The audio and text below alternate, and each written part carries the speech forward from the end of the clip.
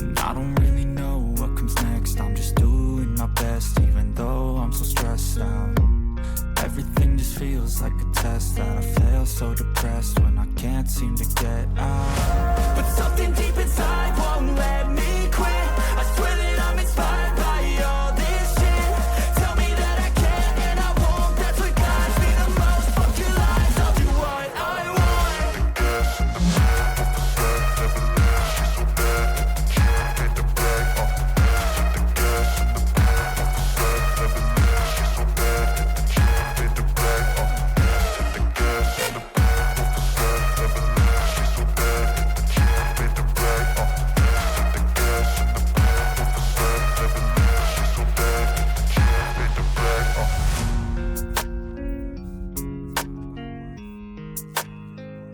the bag. Ooh, blimey, how do I start this one? Would you believe me if I told you that a Tony Hawk's game... Tony Hawk? It's probably Tony Hawk, isn't it? A Tony Hawk game fits into the hero's journey template. Doesn't seem very fitting, does it? But also, sure, why not? We might not be playing an adventure game where our player character has to face off against a dragon to save the world. But that's not really the important part of the hero in the hero's journey. They're merely the hero of this story. And so the hero's journey actually works quite nicely. Now, depending on whose description of the hero's journey template you are reading, and how you define its 12 steps, and how you define the plot points in Underground, maybe you will disagree. But who cares as long as it gives my script a conceit to work from. By Powerman By Powerman... Yada yada, Neversoft, yada yada, Activision, yada yada, various consoles, yada yada, 2003. Cool, that's all sorted. I'm pretty sure we all know about the Tony Hawk series. Tony Hawk is a professional skateboarder, known for being the first person to pull off a 900 trick live in a competition, which I think was maybe a month before he was signed on to be the face and name of the series. And it's a ridiculously difficult trick that involves spinning 900 degrees in midair. 2.5 rotations in midair. We can't even do that in game. But really, he's probably better known for the series of video games named after him, as well as for being practically unrecognisable in real life, even when his name is on the guest list you're checking off. We like to think he was the inspiration for Kuroko from Kuroko no Basket. From what I've read, Tony started skateboarding really young, with his brother's second-hand skateboard. And while a really cool underdog story like Thug has very limited support, it does sound like he might have had more than the average person, because his dad was able to put together, I can't put it's called off the top of my head because it's not that important, but a organization around skateboarding, so he might have had a bit more support. But, I mean, he seems like a cool, humble guy, so I don't much care. The Tony Hawk series of games brought skateboarding from a largely underground sport into the mainstream, and was likely the reason we were exposed to a large number of artists thanks to its ridiculously awesome soundtracks. I will always remember fondly the track When Worlds Collide by Powerman 5000. And yes, that name was inspired by the superhero Luke Cage.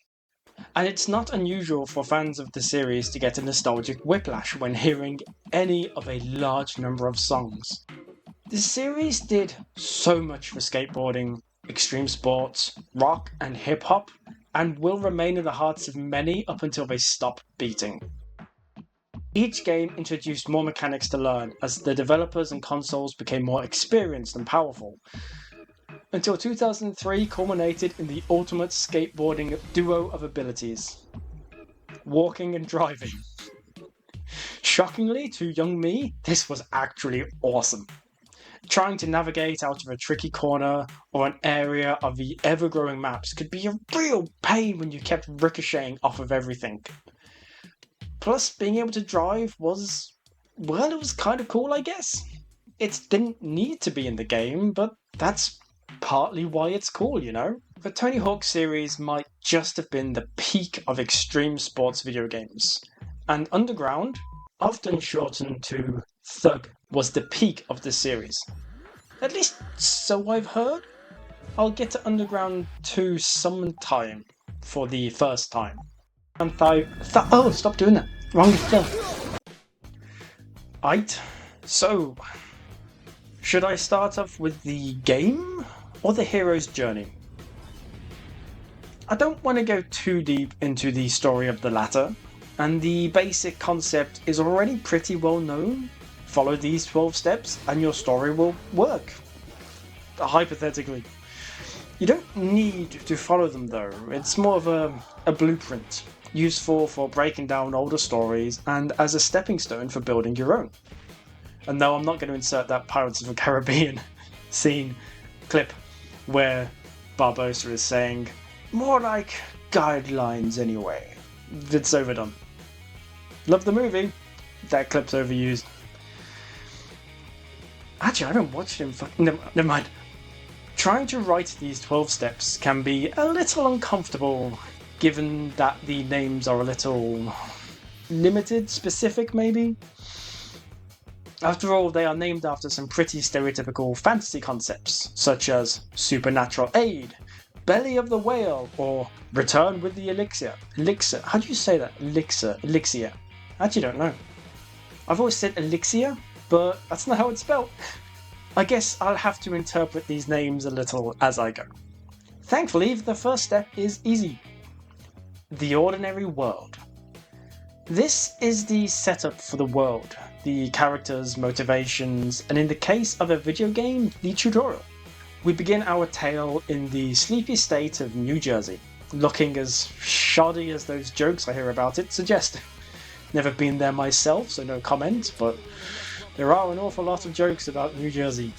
We meet ourselves before a quick transition, maybe literally, as well as our best bud, who would never do anything wrong, and it's sheer unfortunate coincidence that he looks and talks like a slimy git.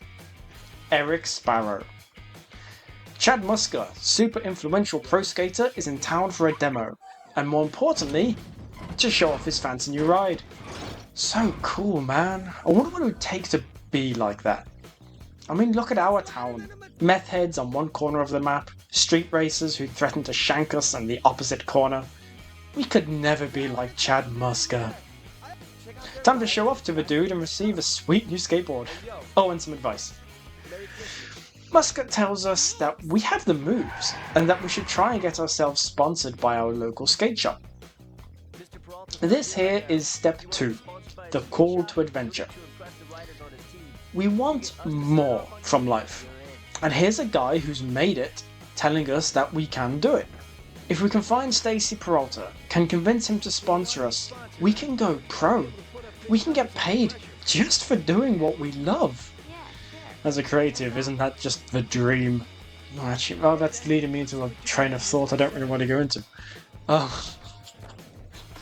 This kind of screws over the third step though. Refusal of the call. You might be able to argue that rather than actually refusing, our character is simply aiming a little low. They expect to be able to get what they want without leaving home. It's kind of a stretch, but I think it works on one level, because we don't have to follow these 12 steps exactly. Believe me, I spent years struggling to write anything because my characters were actively refusing or ignoring the call, or waiting for it to jump them in an alleyway.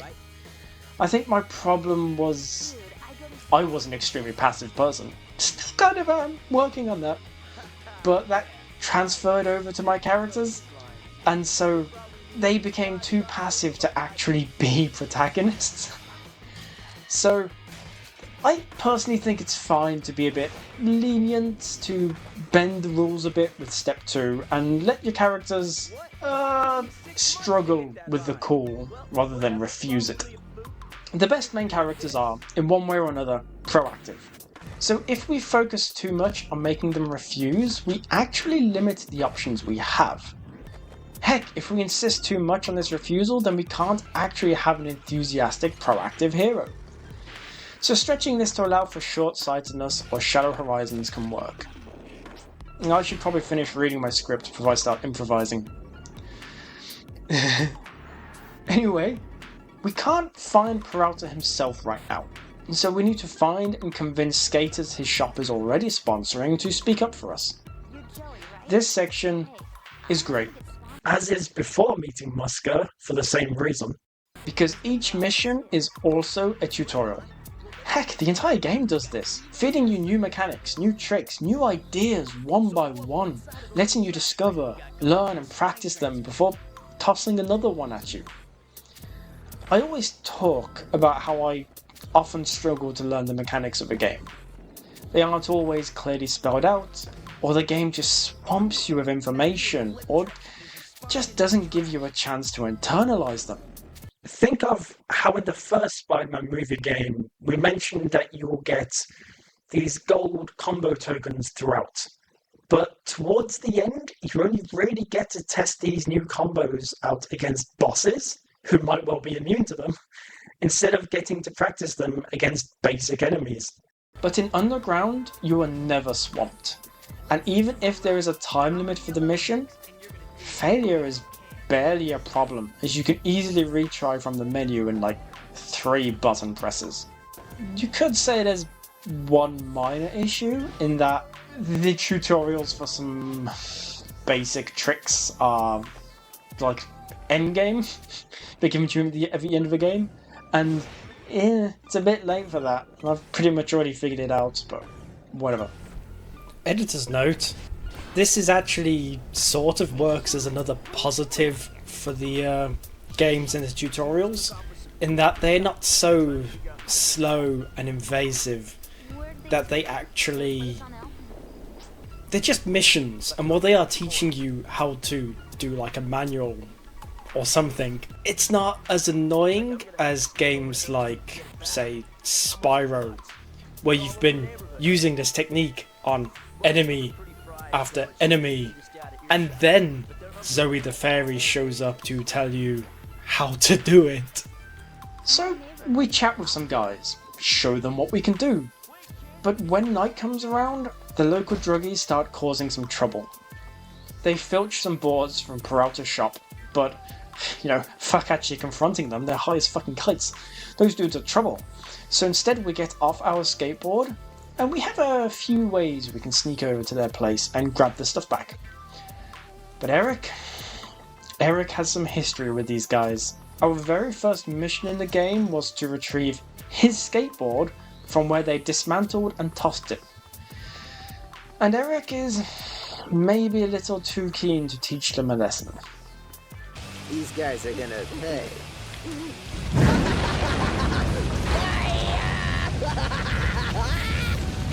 Oh boy, I hope that doesn't come back to bite us. But then again, I suppose that helps push the call forward. Step Thor? Why do I keep doing that today? I never could do the proper Thor Thursday sound as a kid, and I had to get taught it. And now I overdo it. It's a real problem. Step 4. Meet the mentor. Holy shit. The Stacy Peralta. This dude sponsored Tony Hawk. And I never knew him before the game. I wasn't even sure he was a real person. But that's the influence of the Tony Hawk's Pro Skater games. Anyway, Stacy Peralta is interested in helping us, but we need to do something more. He is sick and fed up of New Jersey, which we hear is a common sentiment. So we need to get some footage of what we can do somewhere fresh. And lucky for us, Step 5 comes into the rescue. Cross the first threshold. I did it right that time. Immediately after speaking to Peralta, Eric pops up to warn us that those drugheads know that he set their car on fire, and they're all hopped up and gunning for him. He has a cousin in Manhattan who can put us up though, and Manhattan is, well, it's certainly not New Jersey. We get some help from those street racers who are more than happy to help us out after we walked their dog. Insert sketchy mission. I don't know if this section changes based on difficulty, but you can get a ticket either from this stuck-up kid or from this homeless guy. Given we're far more familiar with the homeless guy from when we played as a kid, I'm leaning towards it being difficulty-based. Yeah, as a kid, we only played on the easy settings too. In fairness, we were undiagnosed with dyspraxia. With a sketch, a leap, and a very dizzy cop, we cross that threshold and move into step 6. Tests, allies, and enemies. I'm re-recording this because I seem to mispronounce allies somehow. Let's pause here for spoilers. It's not really necessary, but I need practice with placing And remembering. these warnings. So here we are. Skip to check the description, because I have no idea how long this is going to take when I'm still recording, to hear my conclusion to this section. Maybe just skip the next section, I don't know. I always personally ignore these warnings, and why did I do that? I don't know why I did this like this. Oh. In Manhattan, we ask some fellow skaters to help us out by filming us. But we have a setback when Eric fucking starts a fight. God damn it, Eric. Stop making things harder than they have to be. Still, they give us a chance to prove ourselves to them. Once we succeed at that, and send Peralta a kick-ass video, including clips of us trekking over a fucking flaming taxi. Seriously, Eric? You expect us to believe that you just happened upon another burning car? Twice isn't yet a pattern, but it's suspicious. He helps us get to Tampa for an amateur competition. Whereupon we are stopped by the police who Eric pisses off, forcing us to do some tasks to get him out of jail. Ugh. This scene is especially upsetting when you're playing as a lady. Unless your buddy here wants to do us some favors. Thankfully, these tasks are skateboard related, such as helping a PI with some tasks. I'm not making that noise.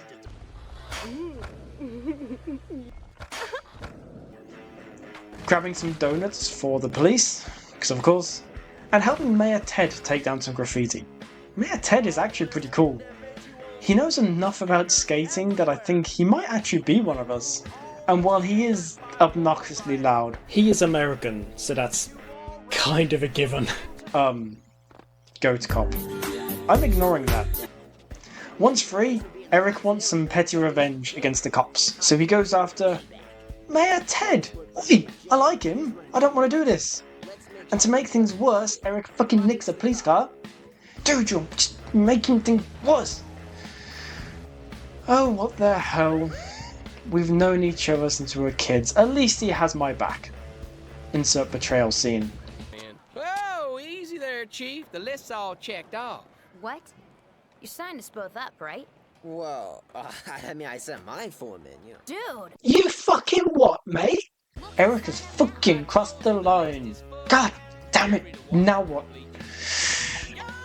It's worth mentioning that this step in the hero's journey has, yes, enemies, Both the cops and Eric fucking Sparrow. trials. Literally 3 obstacles that Eric has put in our way. By this point, our hero has faced and overcome trials and discovered his true enemy, Eric fucking Sparrow. But we haven't overcome all of our trials yet. We still need to get into the Tampa Am, and Eric may just have given us our way back in. And who knows, maybe you could impress the pro or something to get in too. See, there are a number of pro skaters hanging around, and if we can impress one, then oh, Tony Hawk himself. So we impress Mr. Birdhouse himself, and he'll put in a word for us, and who's gonna refuse Tony fucking Hawk? Well, anybody who doesn't recognize him, we suppose, but we're good this time. We suppose the context of being at a skate park helps him become more recognizable. Poor guy. How did he get that reputation? And so we're in. Time to show the sparrow how to fly. We absolutely eradicate Eric. Thoroughly humiliate him. Totally. We win the competition. And the pro skaters are all over us. Super keen to get us on their teams as an amateur skater.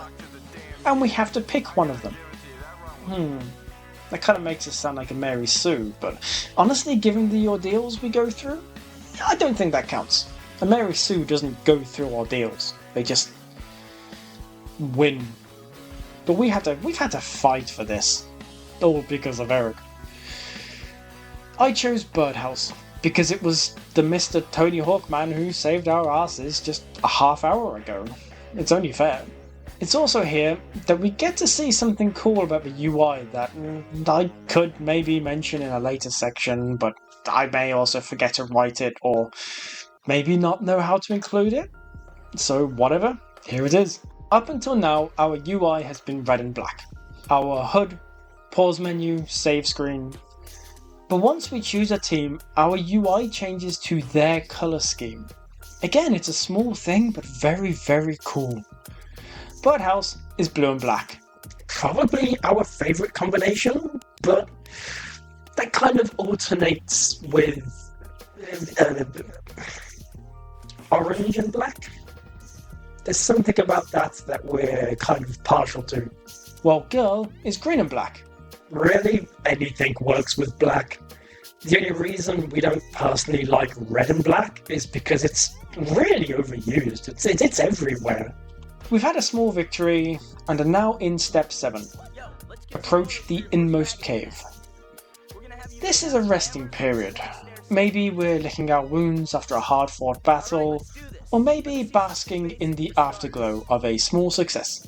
But there is still the pressing matter of our end goal. Whether it's facing the dragon, saving the world, or getting paid to jump around on a 2x4, we aren't done yet. There will be a pro competition in Vancouver soon, and we need to work our way up if we're going to enter it as a professional, starting here in San Diego. First, we need to impress our teammates by showing off our gnarly skills on film, by taking part in the local demo, and by picking up chicks. Fine. By the way, if you're playing as a lady, then I think she's canonically queer, and quite capable of wooing the other ladies. I could put my ankles behind my head. Wow.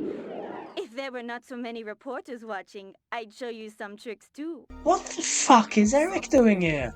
Not wooing the ladies, that's for sure. I have no idea how he got a place in Birdhouse, or Girl, or whatever you chose, nor why he wants to. But he's here, and we need to keep an eye out for his fuckery. Or so I thought. Now in Hawaii, trying to get footage that will make us a pro in time for the Vancouver competition, we fucking trust Eric. It's around here that Step 8 steps up to the plate. Oh, that rhymes. I didn't even mean that. Ordeal. I've read that this isn't necessarily the climax of the story. But honestly, I don't see how it can be, as it's kind of early. I've recently been reminded of Gustav Freytag's pyramid framework to writing, in which case, yeah, the climax probably would be around now. But it's immediately followed by the falling action, which is the really dramatic stuff people often call the climax. I think this is called the falling action, and it's when things start to get really bad. See, we need to really show the fuck off in order to get what we want. So we pull off this stupid as fuck trick where we do a spin off the roof of a goddamn 7-story hotel, over a police helicopter with its fucking death from below blades, and onto another hotel. And we pull it the fuck off, and let Eric film it. And let Eric hold on to the tape. Big surprise! Not only does he not hand it in for us, but he copies the trick. Minus the copter. And gets made a prone, leaving us in the dust. Again. But we aren't settling for it this time. When it's time to sign into the competition, we don't put our name into the amateur column, but the professional. I don't know why I capitalized amateur but not professional. It's a gamble, but bitch, we just kickflipped over a helicopter at 10 stories up. This is nothing. We rank in every challenge given to us, before Eric challenges us to a challenge of his own, which we smash. Despite our deception, we proved ourselves, becoming a professional by merit of sheer testicular magnitude. Ooh. Metaphorically, of course. Nobody should have balls that heavy. Step 9. Seizing the sword. Or the power. Or the prestige. Seizing something. In this case, it's shoes. Seizing the shoes. Specifically a shoe deal, as that's where the real money lies in skateboarding. And then it's off to Moscow for a big show. Because of this game, I always end up saying Moscow, which is American, and it's not a big deal, but I just want to say Moscow instead. I'm trying to practice that. We get to show off for some of the locals. We get an apology from Eric, which we trust. Bam Majura gets off to some tanks. Tanks. Oh, tank, look at these tanks. Damn, look at these tanks. What's up? And we make friends with the Russian underground. That's a little weird. Step 10. The road back.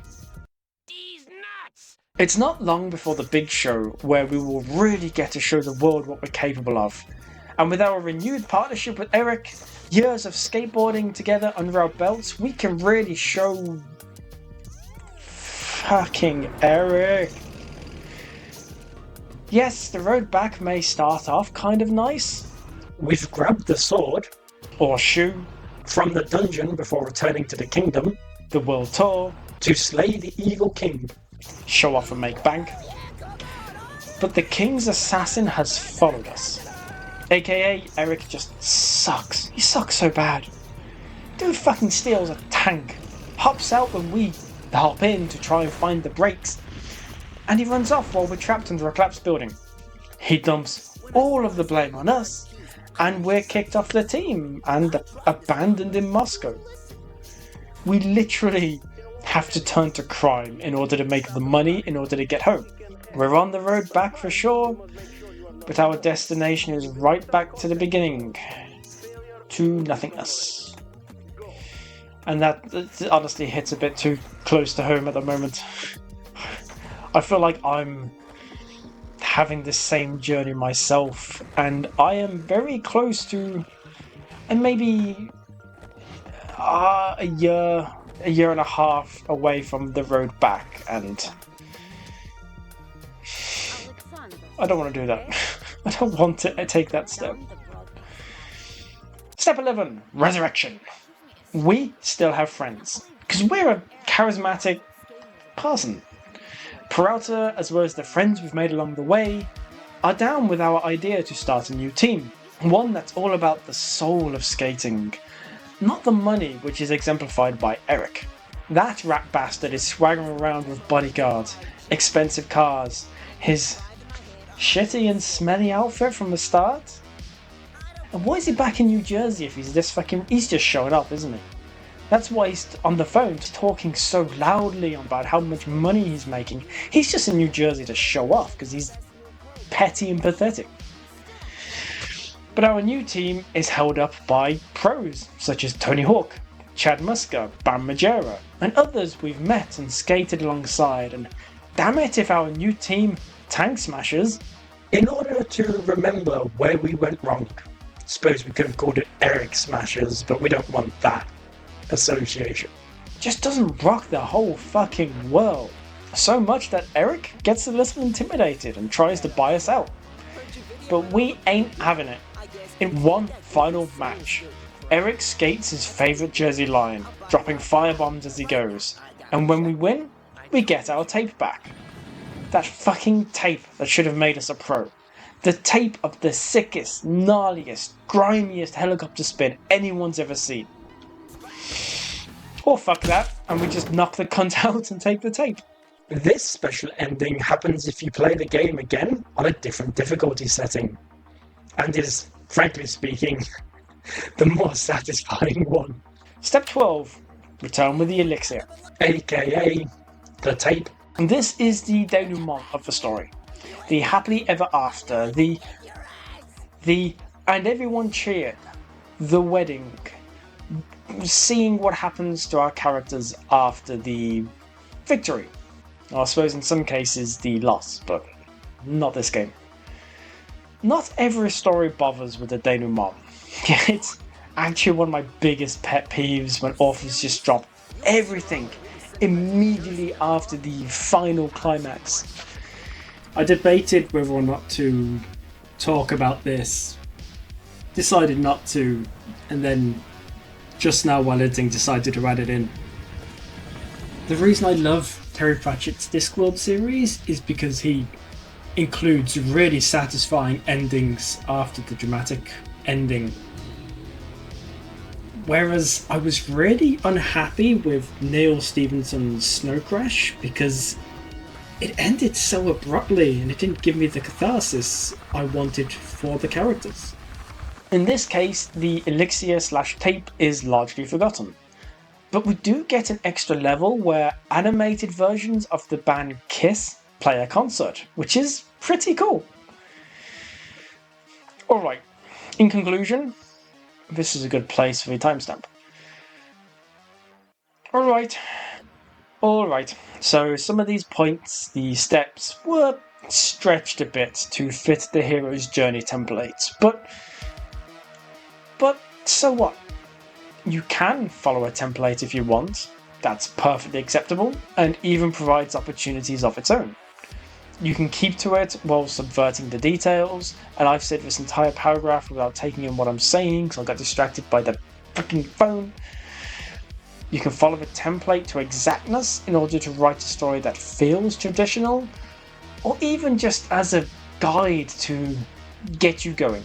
But it's important to know that following a template, following a formula, risks becoming formulaic. Hence our choice of words there. So it's perfectly fine not to do this. And if you were trying to follow it because you need that little bit of help, then maybe look at this script and see just how much you can stretch the hero's journey without being stuck to the formula.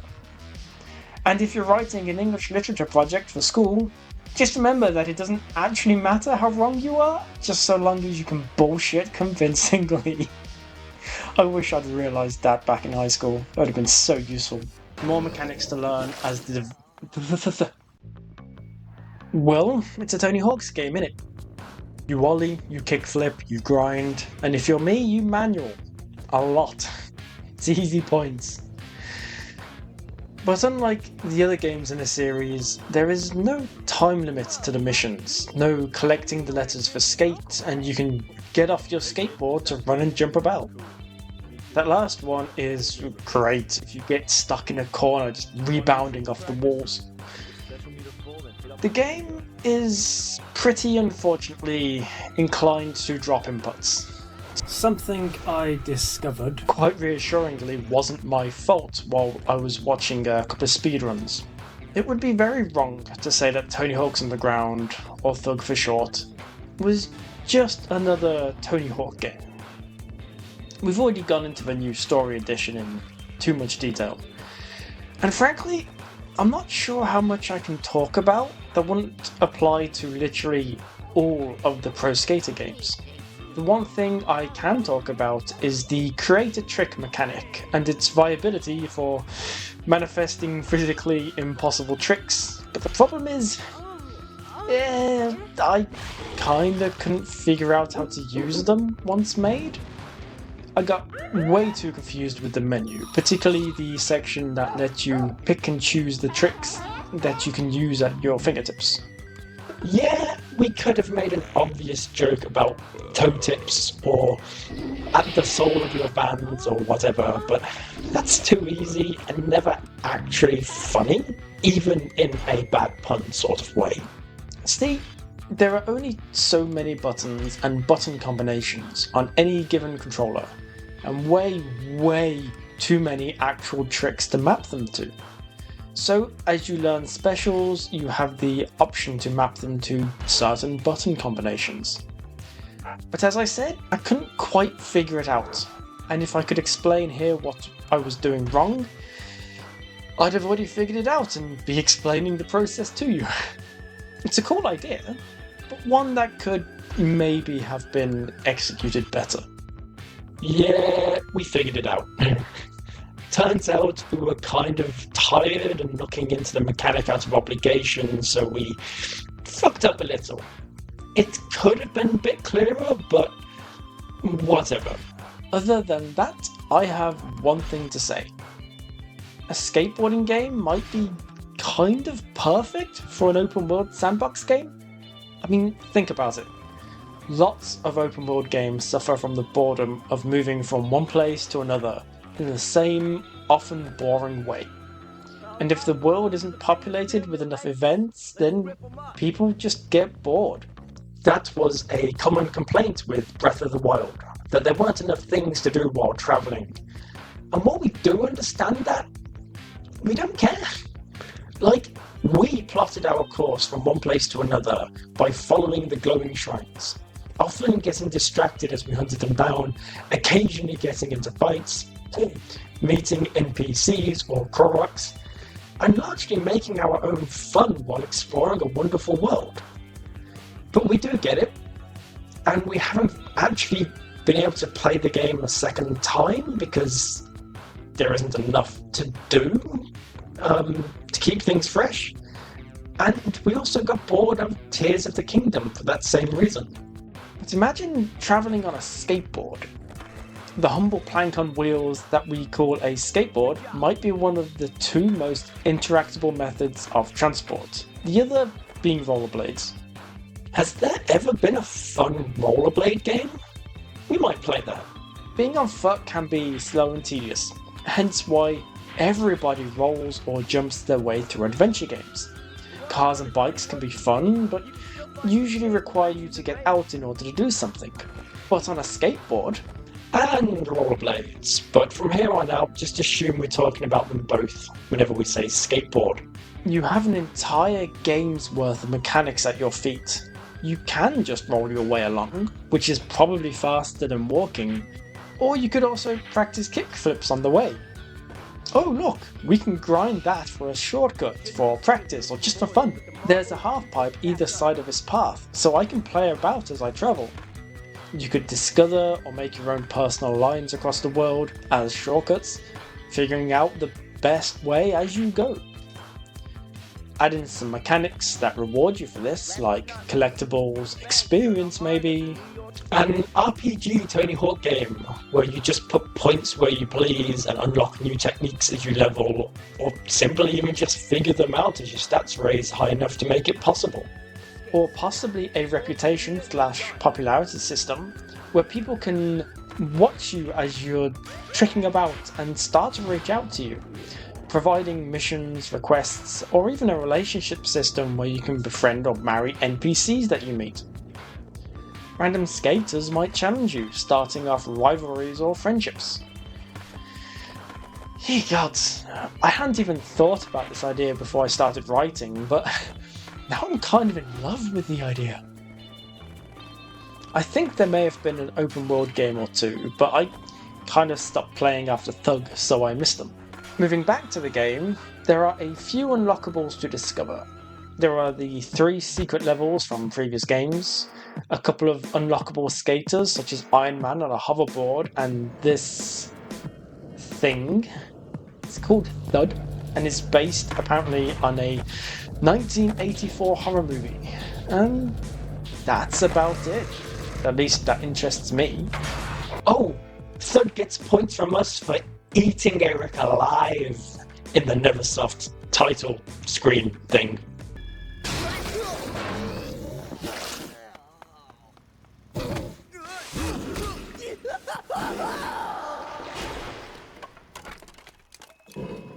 This is also the first game where you can unlock and then use at will cars around the various maps. There isn't really much to do with them, but young me just thought it was so exciting to randomly start up a vehicle and get myself stuck up a ramp somewhere. It is really cool that they each control differently. Each vehicle moves at a suitable speed and steers better or worse. For example, the leaf blower is slow and awkward. The blimp is fast and really awkward. The cart thing that you pick up girls with is a high-pitched, speedy little thing suitable for quick turns. It's a really neat addition, made all the better by the fact that they really weren't needed at all. And finally, and for the first time, I have to talk about the character customization. And I don't mean that in a stats or ability kind of way, but in a, oh my god, I look like a goober. I adore character customization and can easily spend hours doing it. I've seriously considered buying games purely because they have a comprehensive set of features, hairstyles, and outfits. In Thug, it is admittedly pretty limited, but at the time it was more than enough for me to get lost in. There's a bunch of preset faces of different ethnicities, but everything else is up to you, from different proportions to hair colours and tattoos.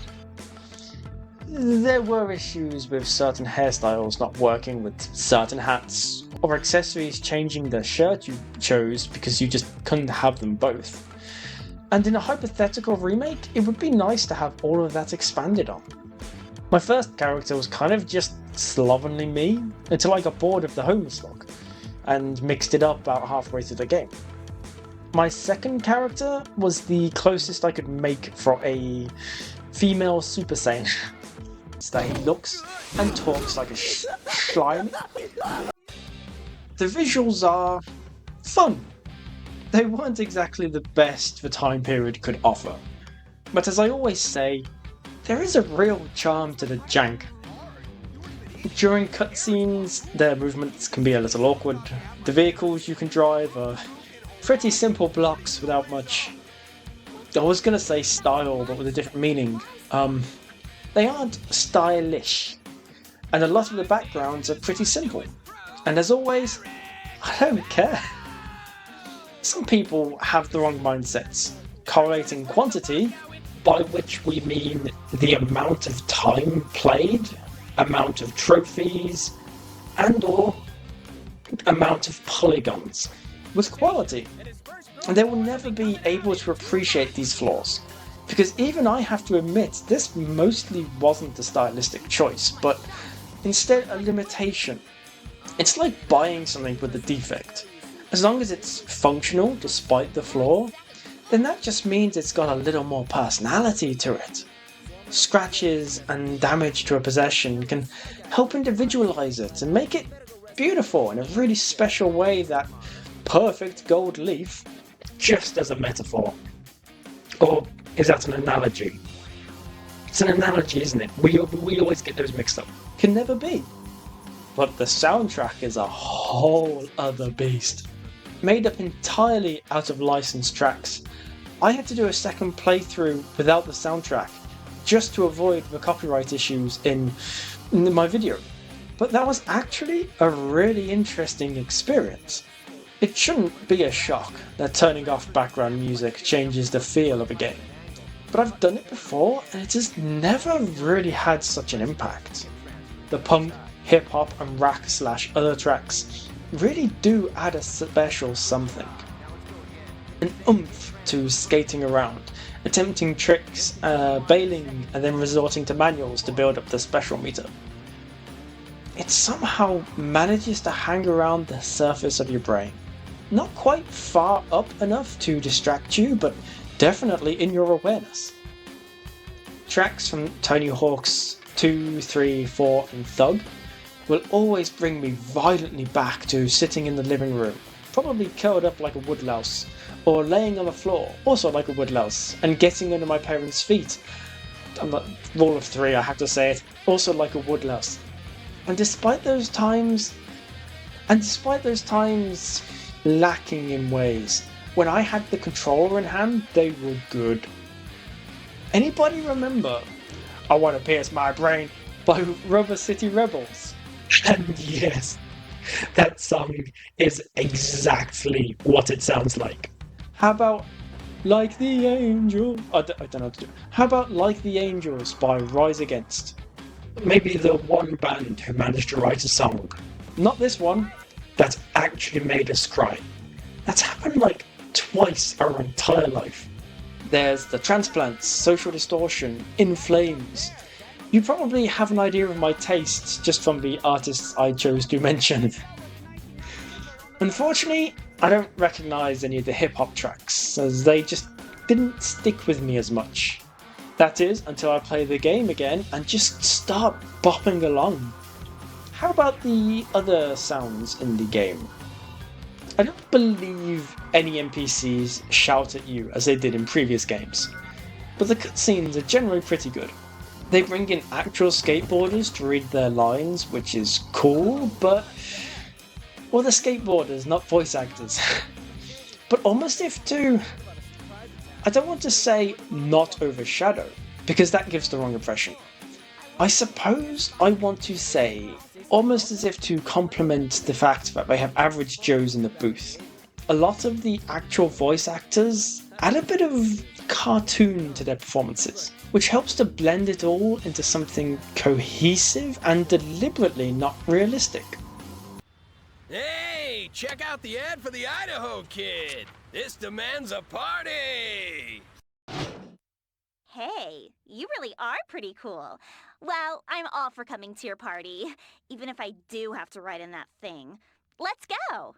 They go for fun over accuracy, and I can appreciate that normally, but the fact that it does kind of help the actual skateboarders not stand out too much is great.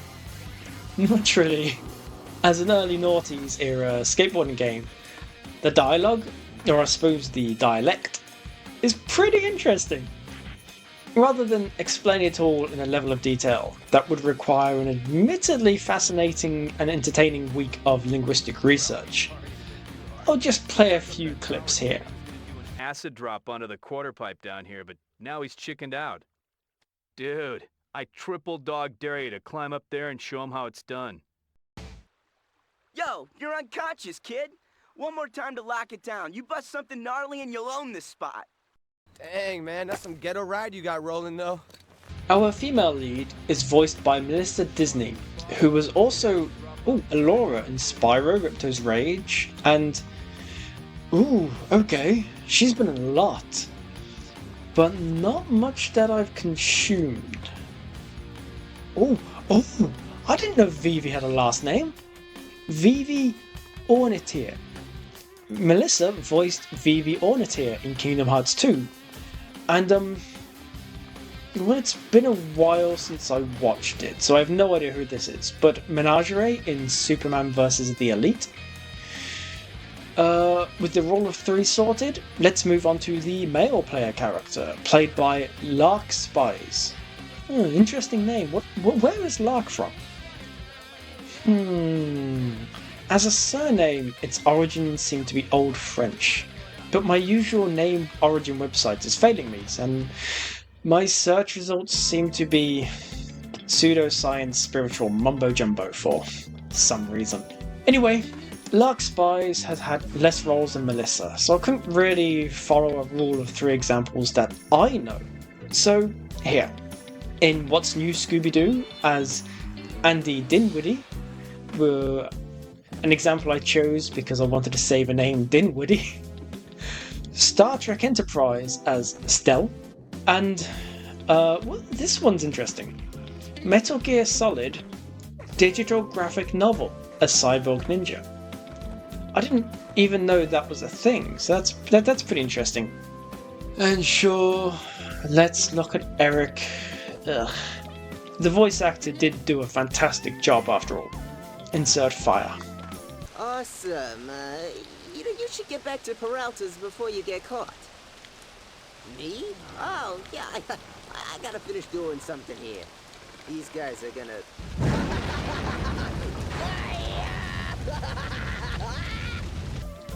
Ben Diskin. Ooh, Ben is a prolific actor. Let's see here. Oh, he played Han, the guy who was supposed to marry Princess Yue in Avatar for the perks. You know the guy, he got disrespected hard. Prepare to meet your fate! Eddie Brock in Spectacular Spider-Man, the cartoon. Speaking of disrespect, that show was great and should not have been abandoned like that. Finally... he reprised his role as Eddie in the Amazing Spider-Man 2 game, so that's cool. Man, there's so much here. Like, there are credits for things I recognise but never consumed myself. He plays Sai from Naruto in pretty much everything except, it seems, the show itself. He's in loads of anime. Oh, found the credit for Sai in the anime. Does IMDb only credit the last season? That's weird. He's in Kingdom Hearts. Erica's young Xehanort. Hey, what are you doing here? Well, look, I got the stuff back. Awesome. You should get back to Peralta's before you get caught. What about you? Me? Oh, yeah, I gotta finish doing something here. These guys are gonna...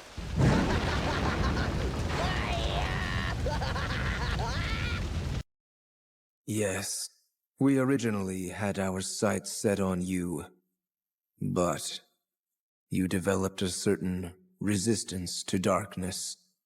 So we did what the Keyblade did, and moved down the list. Yeah, I'll leave it at that. The sound effects are solid in Thug. The skateboard sounds different on different surfaces, which is always nice. Everything has a sound effect that matches, and knocking people over has an appropriately satisfying impact.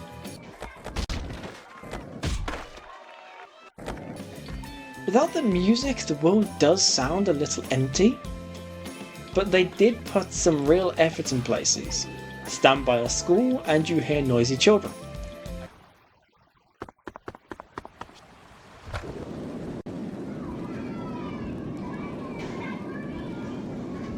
Stand above this meeting room and you can hear a dude rambling on in Russian or something.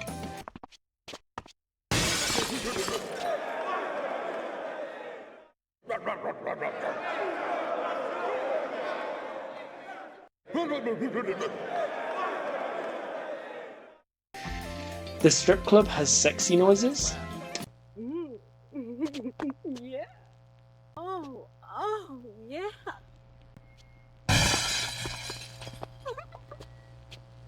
The tannoy in the train station says silly stuff. If you want faster service, pay more taxes. They definitely put effort into the sound design, but maybe these were too localized. Standing outside without any of these nearby can feel empty. Naturally, we are supposed to have music playing, but I figured I'd add this anyway.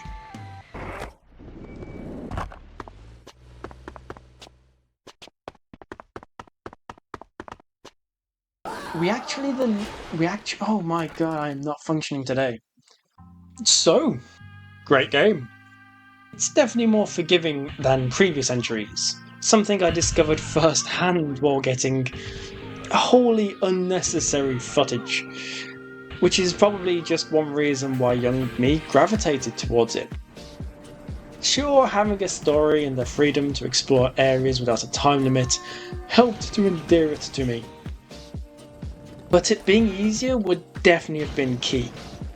The story itself is simple, but oddly compelling in its tale of an underdog rising to the top despite the constant betrayals of their intolerable pyromaniac childhood friend. Tony Hawk's Underground really is a product of its era, but in all of the right ways. Charmingly poor graphics, fantastic licensed soundtrack, skater fashion everywhere, and a super nostalgic dialect. I'll definitely be trying out the sequel, which I never got to play as a kid, so it'll be interesting to look at that without nostalgic goggles planted firmly over my eyes. Plus, I don't actually know what kind of reception it got, so that'll be interesting too. My first character was just kind. All of the Tony Hawk's games from this era had its fair share of cheat codes, but for whatever reason, I struggled to get them working this time around. I wanted to show off Thud, the character from the Neversoft opening that devours Eric. We're glad to see that Eric can be useful to someone who is an unlockable skater. But we just couldn't get the cheat to work, and I wasn't going to earn him legit. That's way too much effort. It's also possible to unlock Iron Man as a skater, despite him still being 5 years out from kickstarting the MCU into the abomination it has since become. He has a hoverboard and unique tricks, as is common in the series. As we're on the topic of unlockable skaters, and I won't be doing videos on the earlier games, here's some more that I discovered. Tony Hawk's Pro Skater 3 has quite a few interesting extra skaters, including Darth Maul with a hoverboard and 3 tricks, Force Grab, Sith Saber Spin, Dark Jedi Grind. You cannot, unfortunately, customize his or any other unlockable skater's appearance. Then there's Officer Dick, who I didn't bother with. Let's see you tear it up.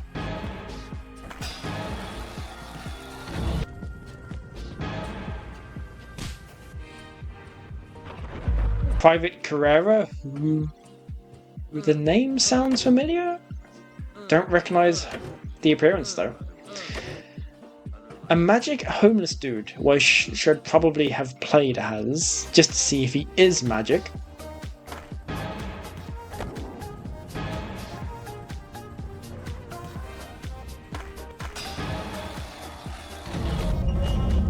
Kelly Slater on his surfboard. Also, no idea who he is. And the Neversoft Eyeball, who can use anyone's tricks but has just the worst stats.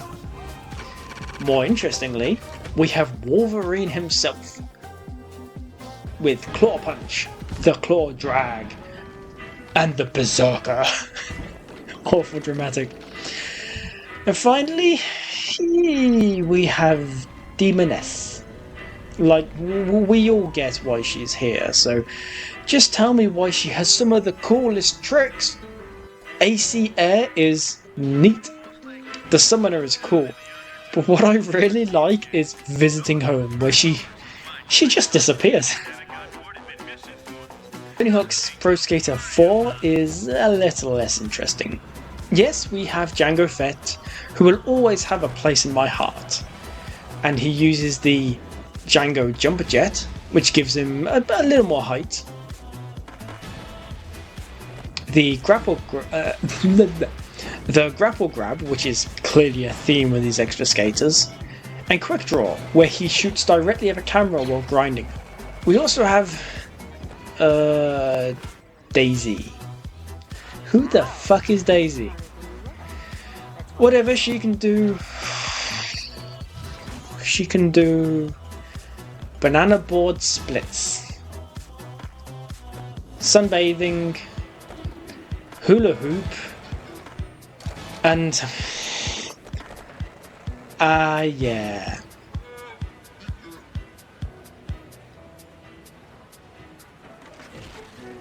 Size and asexual. Then there's Eddie. You know Eddie, the zombie dude from all those Iron Maiden album covers. Yeah, that guy. He has Stage Dive, Headbangers Unite, and Bloody Eddie. Before I get onto the sense of humour in these games, I want to bring up something I saw in a speedrun that I thought was pretty interesting. Back in New Jersey, when the drug dealers have filched some stuff from Peralta's shop, there's that little stealth section where you don't have your board. Well, speedrunners will run off to the left, enter the car sitting there, get back out, and now you have your board back, making the stealth section real easy. At least that's what I saw in the speedrun, and they made a point of talking about it because it's a really useful trick. But when I did it, the gold disappeared and the skateboard wasn't there to pick up. So I was just skating around on a rainy night with nobody attacking me or anything. So I don't know what happened there or what I did wrong to make this not work.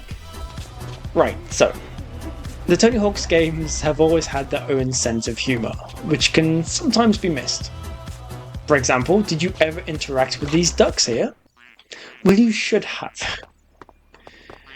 Also, in New Jersey, there is a sign for Hairy Nuts Avenue. Hilarious. I mean that ironically. It's not hilarious, it's just dumb enough to be funny. Also, in that train station, the intercom will mix up normal, everyday announcements with this. If you want faster service, pay more taxes. Occasionally.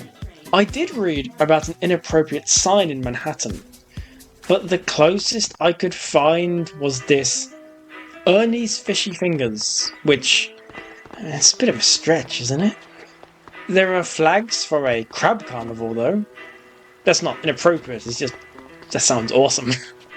I think we all know about the moaning car in Tampa Am. Oh, yeah. There's literally a side quest which has you interact with it. But have you ever popped in behind the strip club? Yeah. Yeah, that's a goat. I hear that's a theme in the series. Let's pop over to Hawaii, where there are a couple of interesting signs. 2345 Insult Way. Mirrors cannot lie about how you look, and lucky for you, they can't laugh either. You're so ugly, I bet your mother fed you with a slingshot. It still makes me laugh.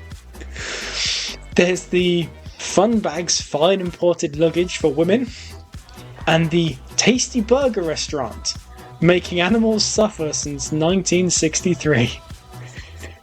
I shouldn't laugh at that last one, but it did make me smile all the same. Still in Hawaii, you can die to a Chihuahua? Did you know that's how Chihuahua is spelled? There's not much left now. Vancouver has Budjuck's coffee in place of Starbucks, but it leaves me feeling like I've missed a joke. But there's also this neat bird statue with a stash and glasses. Finally, kick this snowman's head in Moscow for a fatality. My throat hurts too much to really give that a go. First, we need to God damn it. Yeah, I have nothing, sorry. There's the standard underdog rags to riches storyline here, and someone who was actually involved in the skateboarding scene. We literally could not stand still on a skateboard. That's just how bad our balance as a kid was. Might be able to put together a cool story set in that subculture, but not me. I didn't find anything that particularly stood out to me in terms of story inspiration, which is inevitably going to happen sometimes. No, yeah, nothing here either. My next video was planned to be American McGee's Alice, back to the heavy stuff, and getting the sequel done immediately after. But my mental health has been absolute crap. And if those two don't get me down too much, because they're pretty fucking heavy, I'll probably do something lighter. If not, I'll jump into Ashina the Red Witch, while Stranger's World is still relatively fresh in my mind. I don't know how heavy or hair-rippingly confusing Ashina will be, so whether or not I need a break is months in the future. You know, I'm half tempted to start a Patreon just to have somewhere to upload that solo leveling video, because the copyright has been a bastard. Like, how do people get away with it? Every time I make a change, the YouTube picks up something else to complain about. And this isn't just your video can't be monetized, because I'm not monetizing my shit anyway, but It's literally saying, yep, nobody can see your video because of this 1 4-second clip in the middle of your video. It's, I don't know how to get around it. It's really, really, really, really frustrating. I'm dropping my usual goading to comments. Because honestly, I don't know, it never sat right with me anyway. So I'm just gonna say it. I'm just gonna sit here and say, do me a solid and leave a comment.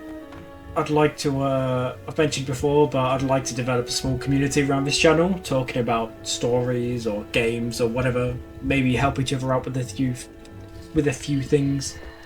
So yeah, hear me beg. He does have a... But he has a... my mouth ain't functioning today. First, we need to impression. God damn it. Something I discovered. My first character was just kind... You probably have a taste of my... You probably already... Oh, he doesn't seem very fitting, does it? By Powerman By Powerman oh, stop doing that. Wrong th. Power. When will I will always. Each game introduced more mechanics to learn as the. And it's always sheer unfortunate coincidence that he looks and talks like a slime. If we can find Stacy Peralta. Yeah, I should have added a comma there. If we can find Stacy Peralta, can convince him to sponsor us to go... I think my punctuation here sucks. Oh my god, I am not functioning today.